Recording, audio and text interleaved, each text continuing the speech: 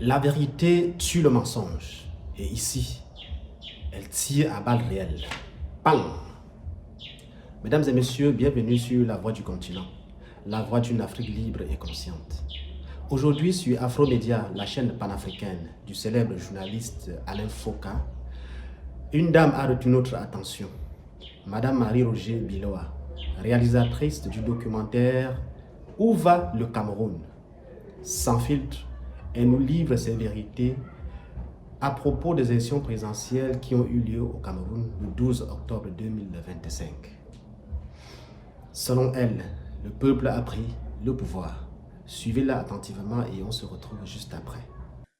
Oui, alors ce qui est quand même à retenir dans cette élection, c'est que les gens sont allés voter plus nombreux que par exemple en 2018, qu'il y a eu une grosse mobilisation et que du côté j'allais dire, des électeurs et des organisations qui prônaient la transparence et qui voulaient se battre et même voir comment garantir la transparence des élections, il y a eu une mobilisation et une organisation.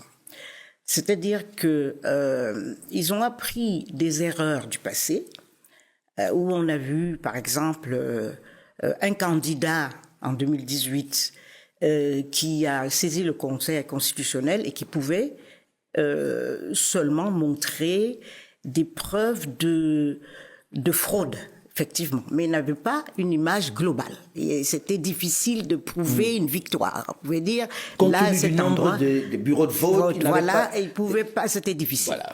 Or, cette fois-ci, les choses se présentent tout à fait différemment.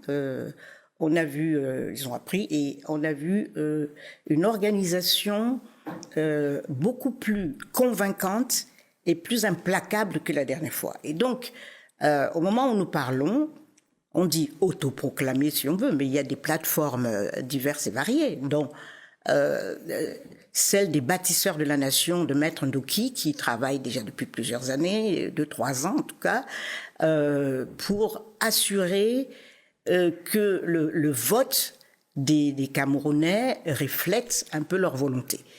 Et donc, ça fait partie des différentes choses. Très claire, Marie-Roger Biloa. Vous voulez dire que les différents mouvements se sont arrangés pour avoir des personnes dans tous les bureaux de vote? Ils avaient des personnes, pas dans tous. Ils se sont arrangés pour avoir quelque chose de représentatif et d'indiscutable. C'est-à-dire que si vous avez sur les 58 départements 18, vous pouvez contrôler ce qui se passe dans 18 et avoir les résultats. Ces 18 représentent déjà 80% de l'électorat inscrit. Et donc, à partir de là, vous êtes en mesure de proclamer, de savoir. C'est-à-dire qu'ils ont choisi les bureaux qui étaient les bureaux clés, en fait. Absolument. Et la partie clé et donc, il y a cette partie-là que, bon, on peut regarder, tout ça est assez transparent et assez convaincant, j'allais dire, mais même si on regarde sur le plan de le terrain, l'ambiance sur le terrain, et que vous êtes sur place et que vous voyez comment les gens votent, etc., vous voyez également l'inquiétude, la panique qui saisit le pouvoir actuellement. Ils sont en train de militariser l'ensemble du pays. Au moment où je parle, ils ont encerclé la briqueterie, qui est le quartier, le principal quartier pour des originaires du Nord, oui. etc. Et d'après ce qu'on peut redouter, le temps qui a été pris entre le 23, première date annoncée, et le 27, sert à mettre en place un système de répression encore plus fort. Alors on se demande, si les gens ont massivement voté pour vous, pourquoi avez-vous peur? Vous avez peur de la population qui a voté pour vous. Déjà, ça, c'est une aberration, c'est un signe. Donc, au-delà de ça, je pense que notre pays a besoin de regarder les réalités en face, de comprendre que le pouvoir actuel a été congédié, on l'a vu très nettement, au bout de 43 ans, que les Camerounais ont eu beaucoup de patience avec ce régime. Pour vous, c'est un ras-le-bol qui s'exprime, alors? Complètement. On lui a donné des chances plusieurs fois. Et le dernier mandat de 2018 à maintenant a été l'un des pires. C'est là qu'on a eu les plus grands scandales. Alors, je vois le débat comment dire, s'enlise pas dans les chiffres et les manipulations, parce qu'on dit on a saisi des gens avec des cartes, enfin tout ça, c'est le type de montage qu'on connaît. Ce qui est important ici, c'est, et que j'ai observé, je vous dis, je ne connais personne, à part le régime et les gens du RDPC, et encore pas tous, qui doutent même de ce résultat. Je peux vous dire. Ah bon? Absolument. Je peux Non, vous attendez, dire. soyons sérieux. Vous voulez dire qu'il y a des gens du RDPC qui douteraient de la victoire de leur camp? Mais absolument, il y a beaucoup de gens du RDPC et vous serez très surpris, peut-être même pas d'ailleurs, Si, je suis surpris. qui ont voté pour Chiroma. Et Ah oui. cette année, je vous dis, il y a une situation spéciale et je crois qu'il ne faut pas perdre de vue qu'il s'agit d'un pays, le Cameroun. Et le Cameroun, c'est le Cameroun comme dit quelqu'un. et le Cameroun qui est, au bout de 43 ans de ce règne, qui a eu par moments des embellis, mais qui maintenant s'est complètement dégradé et qui a épuisé les gens. Ils se sont épuisés eux-mêmes. Ils ont créé un environnement où plus rien ne fonctionne pour personne. Et je dis, même une partie des privilégiés aimerait qu'il y ait quand même des routes, que politiquement on sache qui dirige le pays, qu'on ait des interlocuteurs, que ce pays avance, qu'il y ait de l'eau. Beaucoup sont dans cette situation aujourd'hui. Et c'est ça qui m'a frappé. Et on peut faire des débats de chiffonniers, mais c'est évident qu'il y a dans le pays une volonté de changement qui a été portée par Chiroma comme un catalyseur des revendications sociales. Parce que ce qui s'est passé, il va même au-delà de sa personne. Vous avez vu, au moment où Camto a été écarté, la population attendait une consigne. Qu'est-ce qu'on fait maintenant? Voilà, il y a une bonne partie de... Voilà. Il y avait quelque chose de flou, chacun ne savait pas comment se positionner. Et dès que cette Union pour le changement a désigné un candidat, nous soutenons Chiroma, il y a quelque chose qui s'est passé que nous avons tous observé. C'est comme si les gens attendaient qu'on leur dise pour qui voter. Et ça a été massif.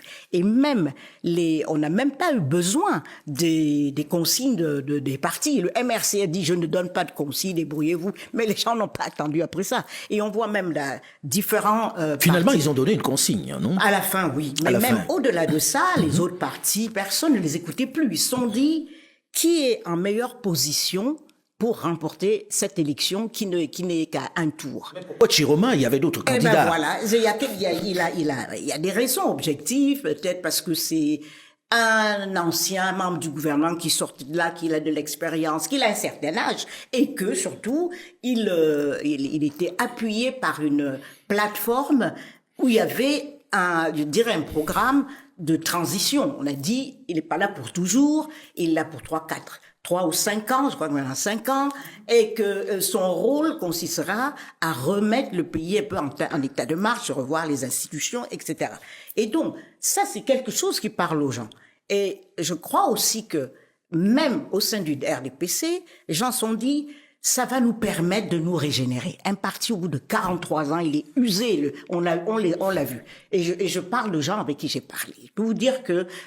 Surtout que vous en avez rencontré beaucoup en faisant votre documentaire. J'ai beaucoup de bonnes relations au sein de l'appareil au pouvoir, des relations qui remontent déjà longtemps. J'ai même des camarades d'enfance, que vous voulez. Enfin, donc, je sais que même là...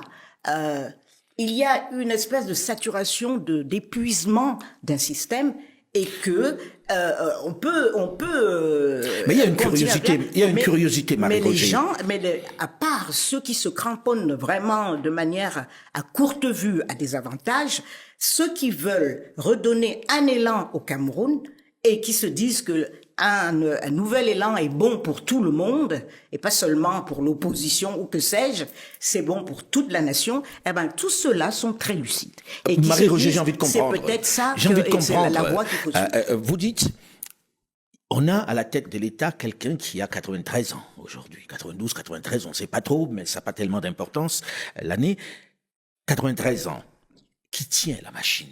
Vous dites qu'il y a des gens au sein de cette machine qui n'en veulent pas. Qu'est-ce qui fait que ça continue alors qu'on en soit là aujourd'hui? Peut-être que ces gens-là auraient, s'ils ne veulent plus de ce pouvoir-là, décidé de proclamer ces résultats-là le plus tôt possible. Et on en finit.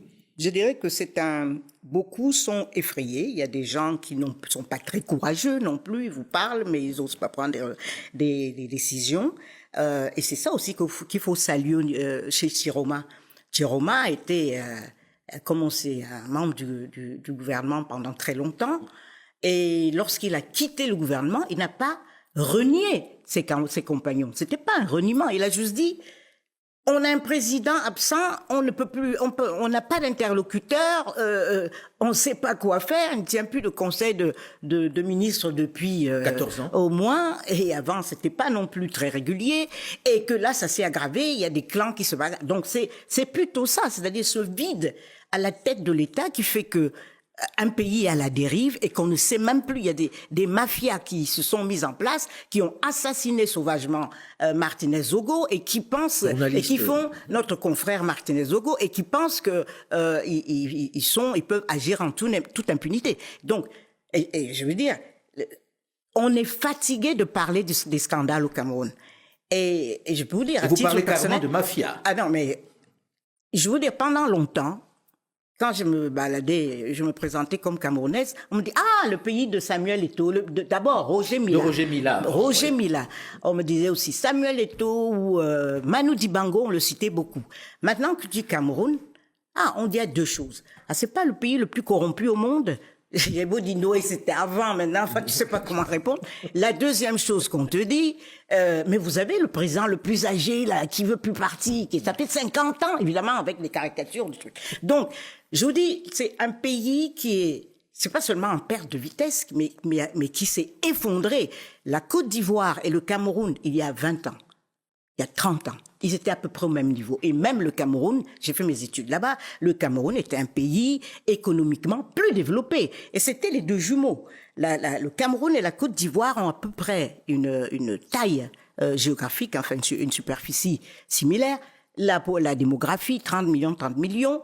Et le Cameroun avait du pétrole que n'avait pas la Côte d'Ivoire. Maintenant, c'est fait. Et pendant longtemps, on a vu le Cameroun qu'on présente comme la locomotive d'Afrique centrale qu'elle est réellement. On a vu le Cameroun s'enliser dans la mauvaise gouvernance, la corruption et les projets non exécutés, etc. Enfin, on peut plus faire la litanie. Les gens qui le vivent au quotidien ont donc congédié ce régime.